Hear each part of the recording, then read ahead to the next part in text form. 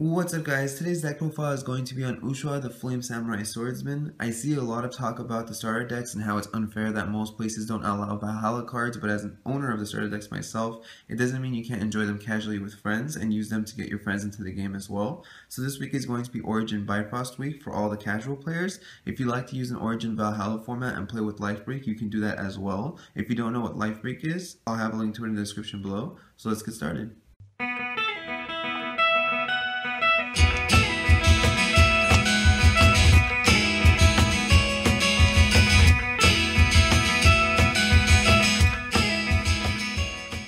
So if you didn't already know this, Ushuah is really strong because it allows any 2-cost or lower resonator to attack the turn it's summoned. So the most ways it's played is kind of like the Kane deck where you just use a bunch of low-level monsters with either swiftness or no swiftness in this case, as he just gives them swiftness instead, and just constantly attack and use burn spells to pick away at your opponent's life.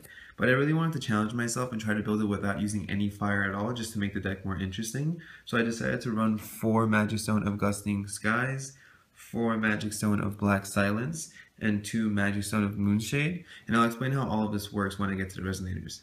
As always, while playing green, you want to use as many resonators as you can that somehow give you will, and in this case I didn't find a need to use Elvish Priest because I could just use Dorothy.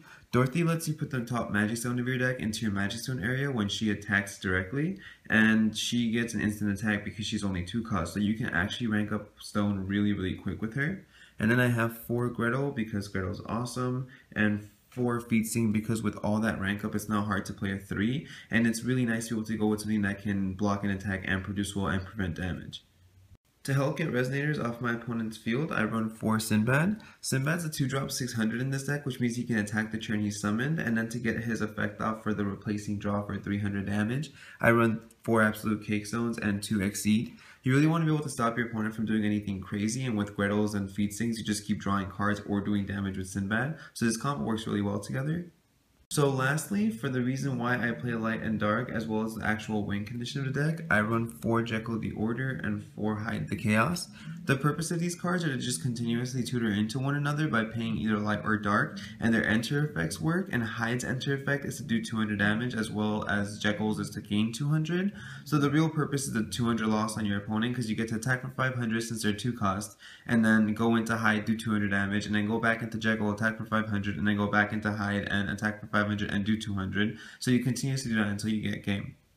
For the spells, I run 3 Exceed the Light. This card allows you to search a resonator in your deck with the same cost as the one that was destroyed or sent to the graveyard when you targeted it with this card. So if your opponent gets a Gretel or a Dorothy off the field or anything like that, you just search either Hide or Jekyll and start going into the infinite loop. And then there's 4 Zeeks on the off chance that you have to either replace your whole graveyard back into your deck or just, negate or 200 more damage. It's a really versatile card, but I do mainly use it for the recycle effect. The negate is just an obvious plus. And then lastly, just 3 Stoning to Death, just in case my opponent has like a Memphis or something I need to get off the field or something really strong. There isn't a lot of high-tech monsters in this deck, so I could use this to get rid of those. So that was my deck profile for Ushuah the Flame Samurai Swordsman featuring Jekyll and Hyde. If you have any questions or suggestions, please feel free to leave a comment in the comment section below. I have 4 more Valhalla deck profiles coming this week, so make sure to stay tuned for those. If you haven't hit the subscribe button, please do, or I might lose control. And we wouldn't want that now, would we?